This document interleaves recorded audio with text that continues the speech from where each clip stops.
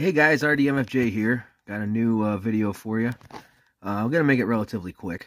I came into a supply of the stuff you see on your left there. It is Lake City National Match 1967 brass.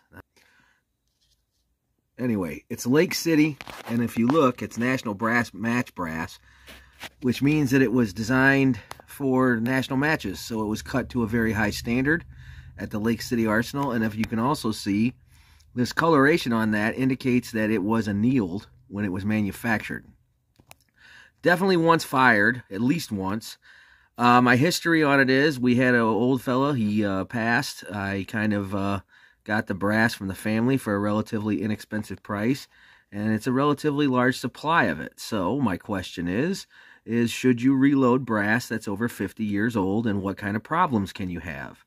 You hear all kinds of things, so let's look at it. So this is after I processed it. That's a full, the stuff on the right there. It is after I processed it. So that is polished twice.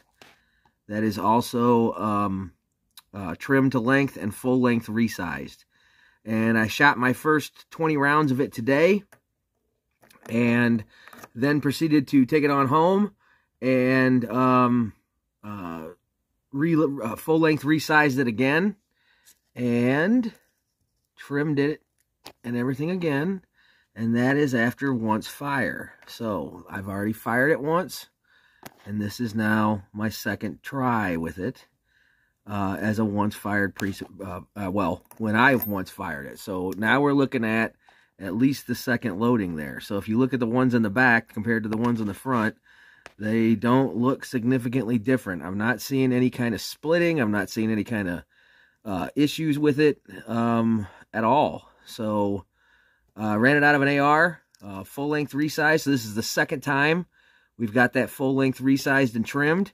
So maybe in a part 2, we'll try it again after a third firing, and we'll see how many times I can get this over 50-year-old brass here to continue to work, and is it any better, or is it going to be any worse in performance than the standard stuff? But at this point, brass that's this old, there you go, Lake City National Match 1967. And just to say, this is the same stuff, Lake City 67 National Match. And here it is, what it looks like when I originally pulled it out of where it was stored. Now I can tell you it was stored in an ammo can for a long time. It was just in a 30 cal ammo can stacked up in there. And yeah, so we're looking at this, and I'm not seeing anything here that would give me pause for concern. Normally when you start getting brass that's real bad, it'll start, popping out right here and give you warning signs.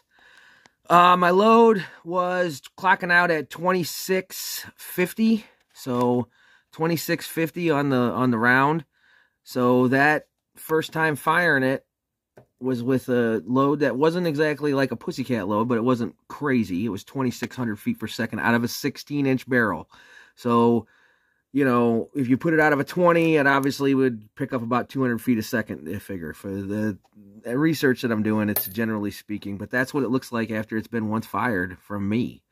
So, and then trimmed and resized. So, I really I'm not seeing anything here that's indicating to me that brass is any worse for the wear, even though it's so old. The rumors are that, it'll get weak over time, and it gets more brittle, and it'll start splitting on you and causing all kind of trouble. But at least in this case, I'm not finding anything on here to indicate to me. Now, I did not repolish this. This was just, I fired it, and you can see where I fired it, and then I just resized it and lubricated it, and then kind of cleaned it off with a rag. So I'm not going to continue to polish it, but you can see the wear here. But that's just where the sizing die went back down. And if I'm feeling around it, it's not bulged or broken or anything like that. So we'll get to a part 2 here and see on load 2 how it goes. But my plan is to run it again and see what happens. So stay tuned, I guess. If you like this kind of stuff, I don't care. If you want to subscribe, I don't care, because I don't do any of this for you. I do it for me. Thank you.